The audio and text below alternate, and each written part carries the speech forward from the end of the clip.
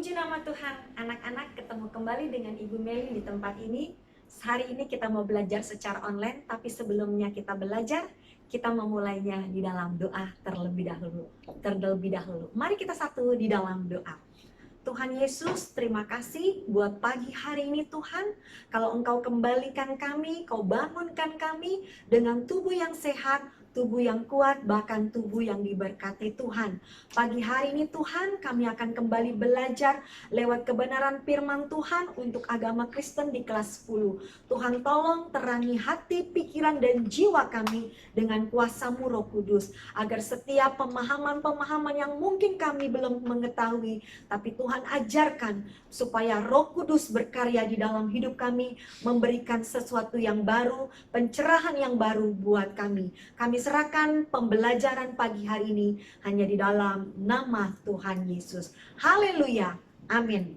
Puji nama Tuhan, anak-anak. Kalau minggu yang lalu kita sudah belajar tentang ciri fisik atau ciri untuk bertumbuh secara dewasa. Tapi di bab selanjutnya, yaitu di bab ketiga ini, kita mau belajar ciri-ciri bertumbuh dewasa di dalam Kristus. Pelajaran pagi ini ada 3 poin penting yang kita mau pelajari. Yang pertama adalah berakar di dalam Kristus. Kita perhatikan sebuah benih, kalau benih itu jatuh di sebuah tanah yang subur atau tanah yang baik, benih itu akan masuk ke dalam dan akhirnya benih itu akan muncul ke permukaan untuk menghasilkan sebuah tunas yang baik. Kenapa hal ini bisa terjadi? Karena benih ini sebelumnya telah pecah di dalam dan dia telah merambatkan akar-akarnya ke bagian yang paling bawah, yaitu tanah. Karena di dalam tanah itu dia mendapatkan nutrisi atau gizi yang baik, sehingga benih itu yang kecil akhirnya bisa tumbuh naik ke atas permukaan. Begitu juga dengan kehidupan kita sebagai anak-anak Tuhan. Kalau kalian ingin bisa berakar hidupnya di dalam Tuhan, Tuhan pasti akan izinkan sesuatu kedagingan kita dimatikan oleh Tuhan. Supaya apa?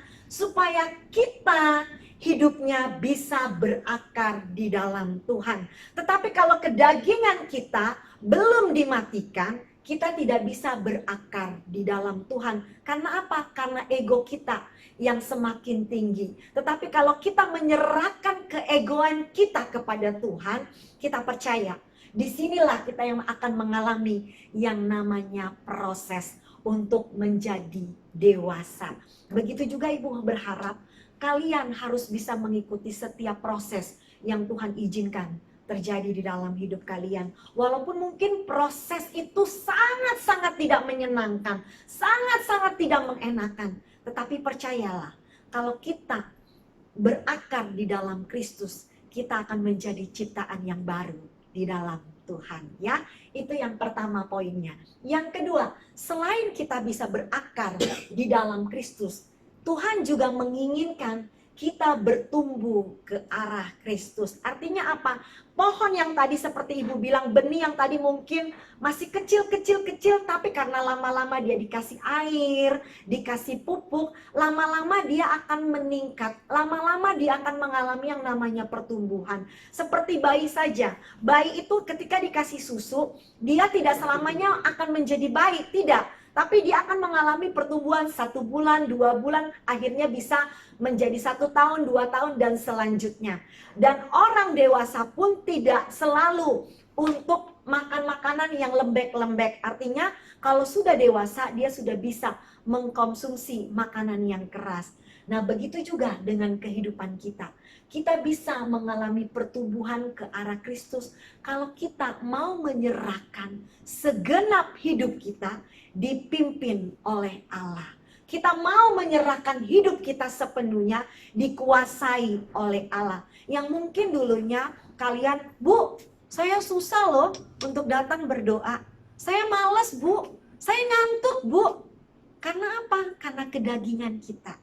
Tapi kalau kita tidak membiarkan kedagingan kita, kita mau bilang, Tuhan, saya mau belajar nih untuk bisa berdoa.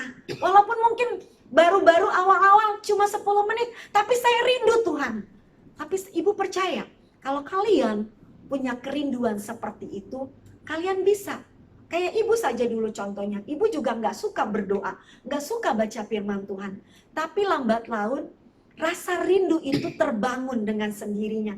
Karena apa? Karena ibu mau menyerahkan seluruh hidup ibu kepada Tuhan. Yang awalnya mungkin ibu belajar cuma 5 menit pertama. Selanjutnya mungkin naik kelas 10 menit. Terus naik kelas lagi 15 menit. Itulah yang namanya pertumbuhan. Kita melewati step demi step. Tapi akhirnya apa? Grafiknya kita akan melihat naik. Karena apa? Kita mau bertumbuh di dalam Kristus. Ibu percaya kalian bisa melewati hal ini. Yang ketiga atau yang terakhir, kalau tadi kita sudah berakar di dalam Kristus, kita bisa bertumbuh ke arah Kristus. Ini yang poinnya yang paling penting. Kita bisa berbuah bagi Kristus. Yohanes 15 ayat 4 berkata, tinggallah kamu di dalam aku dan aku di dalam kamu. Artinya apa? Kalau saya dan kalian bisa tinggal di dalam pokok anggur yang benar, yaitu Tuhan Yesus, ibu percaya hidup kalian akan bisa menghasilkan buah. Karena apa?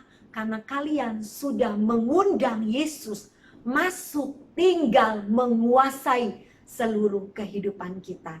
Tetapi kalau kita nggak pernah mengundang Yesus, nggak pernah memprioritaskan Yesus, bagaimana kehidupan kita dapat menghasilkan buah?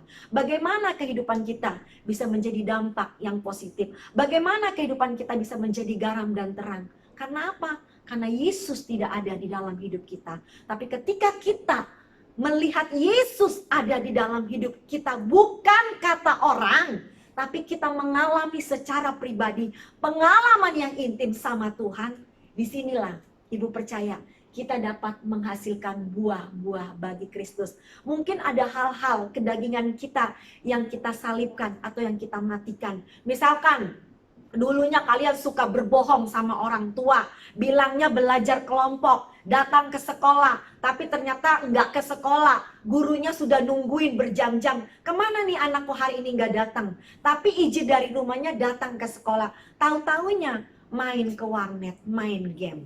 Tapi ketika dia sudah mengundang Yesus secara pribadi di dalam hidupnya, dia tidak lagi hidup di dalam kedagingannya. Dia mau bertobat sungguh-sungguh. Ada penyesalan. Tuhan ampuni saya. Kalau mungkin saya dulu suka berbohong, suka mencuri. Tapi ketika saya mengundang engkau masuk dan tinggal di dalam hidupku, aku mau hidupku menjadi terang, menjadi garam. Bahkan bisa menghasilkan buah-buah roh di dalam kehidupan kita.